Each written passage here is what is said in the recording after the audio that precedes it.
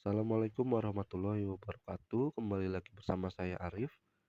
Baik, pada kesempatan kali ini saya akan menjelaskan terkait dengan perilaku etis.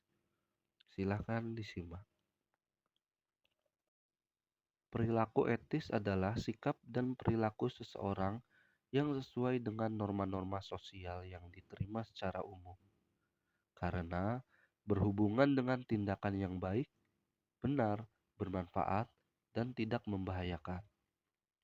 Etis sering dikaitkan dengan tingkah laku perbuatan seseorang yang dipandang dari segi baik dan buruk, sejauh yang dapat ditentukan oleh akal. Perilaku etis merupakan bentuk-bentuk tindakan yang sesuai dengan norma sosial yang dapat diterima secara umum. Perilaku etis dalam diri masing-masing individu berkembang sepanjang waktu.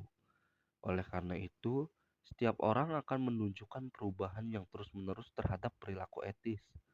Perilaku etis dipengaruhi oleh pengalaman pribadi, organisasi, lingkungan organisasi, dan masyarakat umum. Prinsip-prinsip dalam perilaku etis merupakan tuntutan bagi perilaku moral.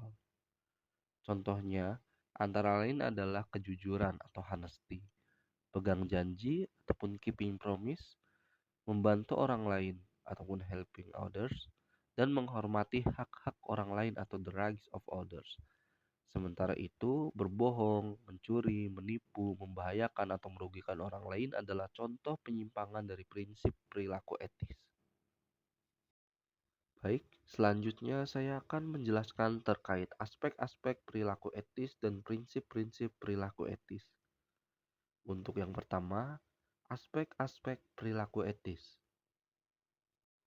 Menurut Robin dan Judge dalam bukunya pada tahun 2008, aspek-aspek perilaku etis di perusahaan atau organisasi dapat dilihat dari beberapa hal, yaitu sebagai berikut.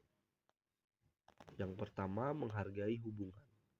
Dengan menghargai hubungan antara sesama rekan kerja, pegawai, cenderung mempertimbangkan implikasi etis dari tindakan-tindakan mereka terhadap individu lain, seperti menghargai pendapat orang lain, menghormati sesama rekan kerja, dan tidak mencela ataupun menghina hasil kerja orang lain.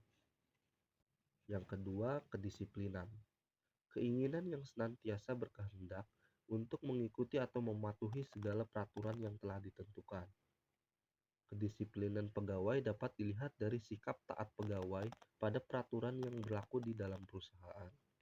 Tingkah laku pegawai di dalam perusahaan yang mencerminkan pegawai yang disiplin seperti bekerja dengan jujur, tertib, cermat, dan bersemangat untuk kepentingan perusahaan.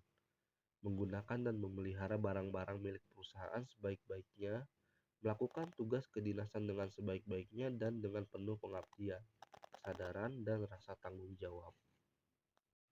Yang ketiga, kesetiaan terhadap organisasi. Kesetiaan pegawai terhadap organisasi dapat menunjukkan seberapa besar loyalitas pegawai terhadap organisasi dengan menjaga dan membela organisasi, mengutamakan kepentingan organisasi, serta mampu menyimpan rahasia organisasi dengan baik. Dan yang terakhir, kehadiran. Kehadiran merupakan keikutsertaan pegawai secara fisik dan mental terhadap aktivitas kerja pada jam-jam efektif kerja. Kehadiran dapat dilihat dari hadirnya pegawai setiap hari kerja, ketepatan jam masuk dan pulangnya pegawai, dan tidak meninggalkan kantor pada jam kerja. Baik, selanjutnya saya akan menjelaskan terkait prinsip-prinsip perilaku etis. Menurut Arens, dalam bukunya pada tahun 2006, terdapat beberapa prinsip-prinsip etis yang berkaitan dengan perilaku etis pada seseorang yang berlaku di lingkungan perusahaan atau organisasi, yaitu sebagai berikut. Yang pertama, tanggung jawab. Dalam mengemban tanggung jawabnya sebagai profesional, para anggota harus melaksanakan pertimbangan profesional dan moral yang sensitif dalam semua aktivitas mereka. Yang kedua, kepentingan publik. Para anggota harus menerima kewajiban untuk bertindak sedemikian rupa agar dapat melayani kepentingan publik, serta menunjukkan komitmennya dan profesionalnya. Yang ketiga, integritas. Untuk mempertahankan dan memperluas kepercayaan publik, Para anggota harus melaksanakan seluruh tanggung jawab profesionalnya dengan tingkat integritas yang tinggi. Yang keempat, objektivitas dan independensi. Anggota harus mempertahankan objektivitas dan bebas dari konflik kepentingan dalam melaksanakan tanggung jawab profesionalnya. Yang kelima, kesesamaan. Anggota harus mempertahankan standar teknis dan etis profesi, tetap berusaha keras meningkatkan kompetensi dan mutu jasa yang diberikannya, serta melaksanakan tanggung jawab profesional serta sesuai dengan kemampuan terbaiknya. Dan yang terakhir, ruang lingkup dan sifat jasa. Anggota yang berpraktik bagi publik harus memperhatikan prinsip-prinsip kode perilaku profesional dalam menentukan ruang lingkup dan sifat jasa yang akan disediakan. Baik, sekian materi yang bisa saya sampaikan pada kesempatan kali ini terkait dengan perilaku etis.